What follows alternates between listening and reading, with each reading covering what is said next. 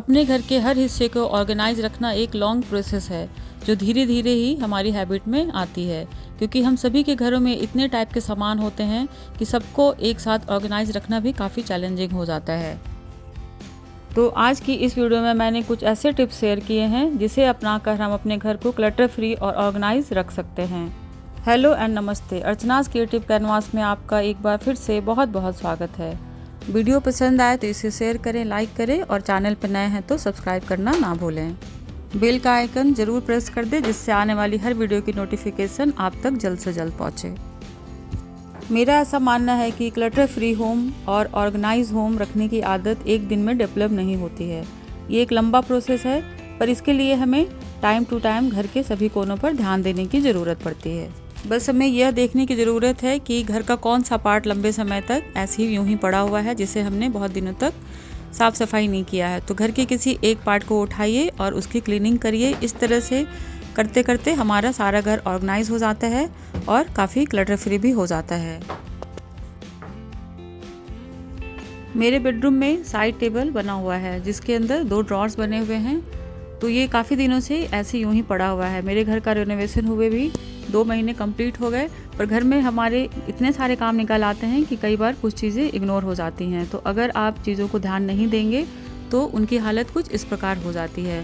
कोई भी चीज़ यहाँ पे अच्छे से ऑर्गेनाइज नहीं है और मुझे रोज़ रोज़ दिक्कत होती है, पर आज मैंने सोचा कि इसे ऑर्गेनाइज करके ही रहूँगी। तो इन सब काम को करने से पहले घर का सभी ज़रूरी काम को निपटा लीजिए और जहाँ भी आपको सामान निकालना है वहाँ पे एक पुराना बेडशीट ज़रूर लगाएं। तो मैंने अपने बेड पे एक पुराना बेडशीट लगा दिया है और उसी में इस ड्रॉर के सारे सामान को बाहर कर लूँगी। यहाँ पे बहुत सारी ऐसी चीज़ें इकट्ठी हो गई हैं जिनकी कोई ज़रूरत नहीं है। एक्चुअली रेनोवेशन के बाद जो सामान जैसे मिलता गया मैं बस रखती चली गई और बीच में 1 महीने मेरे इन लॉज भी थे तो हम कुकिंग पे ज़्यादा ध्यान दे रहे थे और इन सब चीज़ों पे ध्यान जा ही नहीं रहा था। बट अब हाई टाइम हो गया, अब हर चीज़ मुझे अस्त व्यस्त दिखने लगी है, तो मैंने सोचा आज इसे भी ऑर्गेनाइज कर लेती हूँ। ड्रॉर को पूरी तरह से खाली कर दिया है और एक लिंट रोलर की हेल्प से इसमें जो भी बाल इकट्ठे हो गए थे उसे मैं क्लीन कर दूंगी। इसकी हेल्प से अच्छे से ड्रॉर क्लीन हो गया है। ड्रॉर के अंदर जो भी गंदगी था वो इस रोलर में आकर चिपक गया है। तो इस तरह से ये प्रोडक्ट मुझे काफ़ी पसंद आता है। आप चाहें तो इसका ज़रूर यूज़ करें।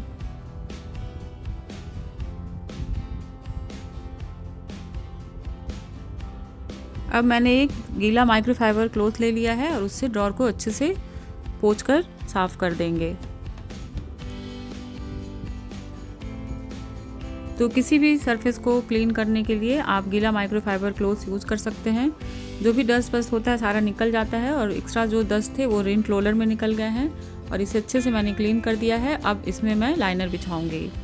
तो इस तरह का लाइनर मैंने मार्केट से ख़रीदा हुआ है।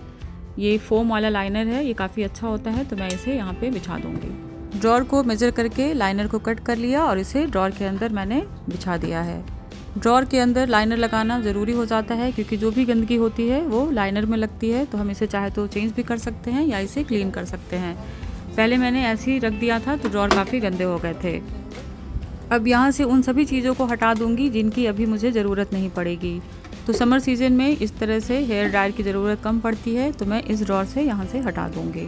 तो आप जब भी किसी चीज़ को ऑर्गेनाइज करें तो सबसे पहले कैटेगराइज करें चीज़ों को कि कौन सी चीज़ों की आपकी यहाँ पे ज़रूरत है और कौन सी चीज़ों की ज़रूरत कभी कभी पड़ती है। जिन चीज़ों की ज़रूरत नहीं है वहाँ मैं इस ड्रॉर में नहीं रखूँगी। किसी भी ड्रॉर को ऑर्गेनाइज करने के लिए ड्रॉर डिवाइडर बहुत ज़रूरी है। तो पहले भी मैंने बहुत बार बताया है कि ड्रॉर को डिवाइड करके रखने से चीज़ें हम अच्छे से ऑर्गेनाइज कर सकते हैं। तो ऐसा बिल्कुल भी ज़रूरी नहीं कि आप हमेशा महंगे महंगे ऑर्गेनाइज़र खरीदें। इस तरह का टेक अवे फूड प्लेट जो होती है उसे मैंने यहाँ पे यूज़ किया है। इस प्लेट में ऑलरेडी डिवाइडर बने होते हैं तो चीज़ों को ऑर्गेनाइज करना काफ़ी आसान हो जाता है और अपनी रिक्वायरमेंट के हिसाब से आप अपनी चीज़ों को ऑर्गेनाइज कर सकते हैं। तो यहाँ पे मुझे जिन चीज़ों की ज़रूरत पड़ेगी उन चीज़ों को कैटेगराइज करके रख दिया है। तो इस तरह से प्लेट यूज़ करने से काफ़ी एक्स्ट्रा स्पेस मिल जाता है। इसमें डिवाइडर बने होते हैं तो हमें अलग से कोई भी चीज़ लगाने की ज़रूरत नहीं पड़ती है। इस तरह का ऑर्गेनाइज़र मुझे काफ़ी पसंद आता है। उम्मीद करती हूँ आपको भी ये काफ़ी पसंद आएगा। और इस तरह की प्लेट की सबसे खास बात होती है कि अगर साइज़ में बड़ा हो रहा है तो आप इसे कट करके छोटा भी कर सकते हैं। तो आपने देखा कि किस तरह से मैं इस ड्रॉर को अच्छे से ऑर्गेनाइज कर ली हूँ और यहाँ पे जो भी फालतू चीज़ें निकली हैं वहाँ से हटा दिया है। सेम इसी तरह का बेड साइड टेबल बेड के दूसरी तरफ भी बना हुआ है, उसे भी मैं आज ऑर्गेनाइज़ करूँगी, क्योंकि रेनोवेशन के टाइम मैंने किन किन चीज़ों को उसमें भर के रखा है मुझे खुद ही याद नहीं है। तो आज बहुत अच्छा मौका है कि मैं इन सबको साफ़ करके ऑर्गेनाइज़ करूँगी और आपको दिखाऊँगी कि मैंने किस तरह से इन्हें ऑर्गेनाइज़ किया है। तो सबसे पहला स्टेप है कि जहाँ की सफाई करनी है वहाँ पे एक पुराना बेडशीट ज़रूर बिछा लें, और जिन जिन चीज़ों की मुझे ज़रूरत पड़ेगी उन्हें मैंने इकट्ठा कर लिया तो है। आप यकीन नहीं करेंगे कि मैंने इनमें क्या क्या चीज़ भर के रखा है, मुझे बिल्कुल भी याद नहीं है। रेनोवेशन के टाइम पे जो चीज़ें मिलती गई मैं ऐसे डालती चली गई। रेनोवेशन कंप्लीट हुए भी 2 मंथ्स हो गए, पर अभी तक मैंने इसे ऑर्गेनाइज़ नहीं किया।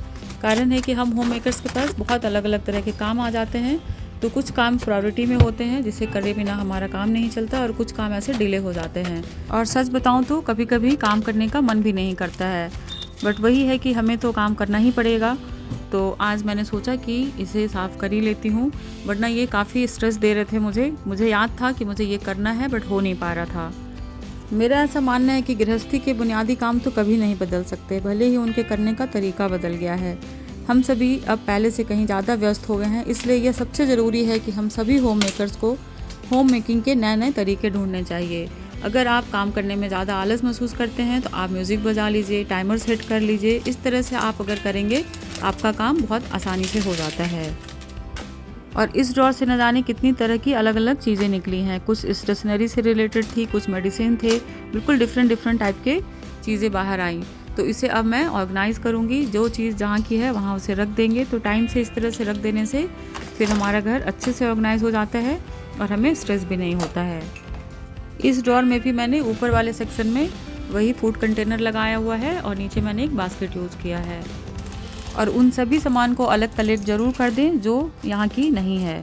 तो मैंने एक बास्केट में इन सभी चीज़ों को अलग कर दिया है, और ये कुछ ऐसी चीज़ें हैं जिसे हमें डिस्कार्ड करना है। और ड्रॉर के सभी सामान को मैंने इस बेडशीट पे निकाला था, और आप देख सकते हैं कि यहाँ येलो कलर का स्टेन लग चुका है। हो सकता है किसी मेडिसिन से निकला, या ऑल आउट रिफिल रखा हुआ था उससे भी निकल सकता है। तो इसीलिए एक लाइनर ज़रूर अपने बेडशीट पे बिछाना चाहिए ताकि वो मेन बेडशीट गंदा ना हो।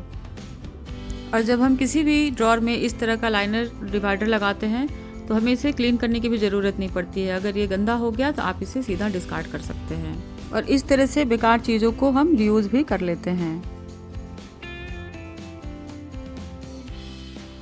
इसी रूम में बेड के ठीक सामने एक टीवी यूनिट बना हुआ है जिसमें भी 2 ड्रॉर है। अब इसमें भी मैंने बहुत सारी ऐसी चीज़ें भर के रखी हुई हैं जिसका मुझे कुछ पता नहीं है। तो आज इन्हीं कामों के साथ इस ड्रॉर को भी मैं ऑर्गेनाइज़ करूँगी। तो इन सभी चीज़ों को एक एक करके बाहर निकाल देंगे, और फिर यहाँ पे भी मैंने उसी तरह का एक डिवाइडर यूज़ किया हुआ है।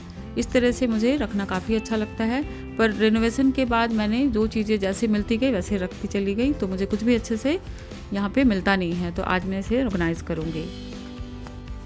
तो फिर बीच में बेटे का फाइनल एग्ज़ाम शुरू हो गए थे, तो जिस वजह से भी मैं ज़्यादा ध्यान नहीं दे पा रही थी। मेरे घर में ऐसे बहुत सारे कॉर्नर्स हैं जो अभी तक अच्छे से ऑर्गेनाइज नहीं हुए हैं रेनोवेशन के बाद। धीरे धीरे मैं टाइम निकाल कर इन सभी को ठीक कर रही हूँ।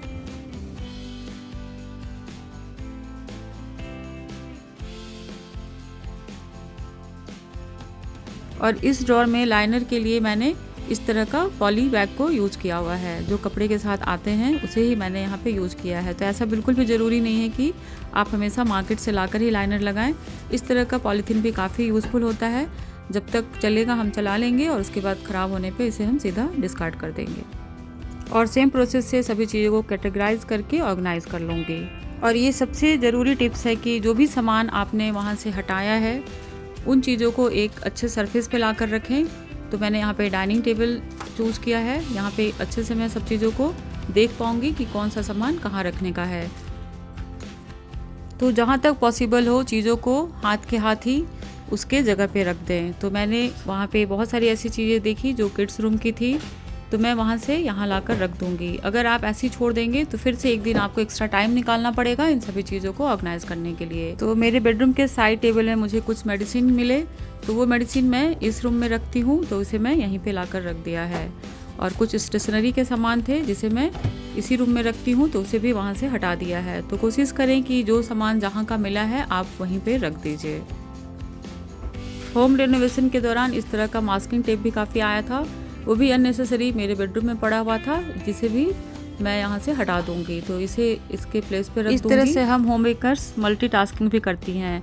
एक चीज़ को ऑर्गेनाइज करते करते हम घर के कई हिस्सों को ऑर्गेनाइज कर लेते हैं। इस तरह से अगर हम चीज़ों को अच्छे से समेट कर रखते हैं तो आगे आने वाले टाइम में हमारी समय की बचत होती है, हम स्ट्रेस फ्री होकर काम भी कर पाते हैं। यहाँ पे कुछ आर्टिफिशियल ज्वेलरी भी मिले जिसे मैं यहाँ से हटा दूंगी और इसे इसकी जगह पर रख दूंगी। तो इस वीडियो में आपने देखा कि किस तरह से थोड़ा सा टाइम और मेहनत लगाकर हम घर की हर कोने को ऑर्गेनाइज कर सकते हैं। तो छोटे छोटे कोने को आप ऑर्गेनाइज करते रहेंगे तो आपका घर हमेशा ऑर्गेनाइज रहेगा। मुझे उम्मीद है आपको आज की ये वीडियो आपकी होम मेकिंग की जर्नी को थोड़ा आसान ज़रूर बनाएंगे। अगर आपको ये टिप्स ट्रिक अच्छे लगे और आप इससे थोड़े भी मोटिवेट हुए हैं तो इस वीडियो को लाइक करें, शेयर करें, मेरे चैनल को सब्सक्राइब करना ना भूलें। मिलती हूँ नेक्स्ट वीडियो में एक नए आइडियाज़ के साथ। तब तक के लिए bye bye and take care.